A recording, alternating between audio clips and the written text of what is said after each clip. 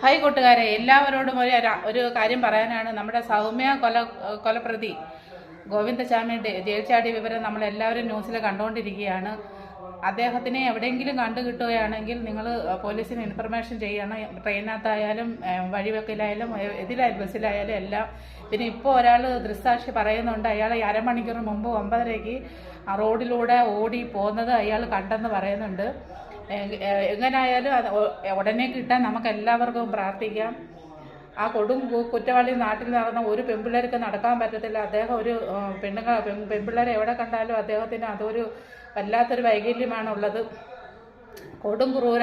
ഒരു കൈ വെച്ചുകൊണ്ട് അയാൾ ഇറങ്ങിയത് നോക്ക്. 2 കൈയുള്ളവർക്ക് ഒന്നും ചെയ്യാൻ പറ്റുന്നില്ല. അപ്പോൾ ഒരു കൈയും വെച്ചോണ്ട്, പക്ഷേ അയാൾക്ക് ഒരു സഹായം അവിടെ ജയിലിൽ നിന്ന് തന്നെ ചെയ്തിട്ടുണ്ട്, പുറത്തുനിന്നും കിട്ടിയിട്ടുണ്ട്.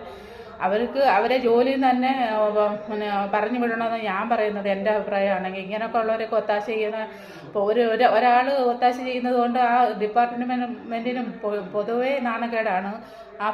അല്ലേ, എല്ലാവരും അങ്ങനെയല്ലേ പറയത്തുള്ളൂ. പക്ഷേ എന്തായാലും അങ്ങനെ ഈ അരമണിക്കൂർ മുമ്പ് കണ്ടതായിട്ട് ഒരാൾ പറയുന്നുണ്ട്. അപ്പോൾ മിക്കവാറും അങ്ങനെ പിടിക്കുമോ എന്നുള്ളത് നമുക്കിപ്പോൾ ഷുവറായിട്ടുണ്ട്. പക്ഷേ നിങ്ങൾ ആരെങ്കിലും കാണുവാണെങ്കിൽ തീർച്ചയായിട്ടും പോലീസിനോട് പറയണം.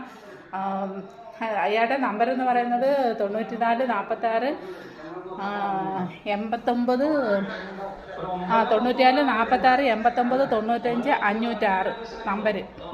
ഒന്നുകൂടെ പറയാം, 94 46 89 95 06. കേട്ടല്ലേ? നിങ്ങൾക്ക് കിട്ടുവാണെങ്കിൽ നിങ്ങൾ പറയണം. എവിടെയെങ്കിലും നിന്ന് ഞാൻ ഇപ്പോൾ ന്യൂസിൽ ആ ദൃശ്യാഴ്ച പറയുന്നത് കാണിച്ചുകൊണ്ടിരിക്കുക.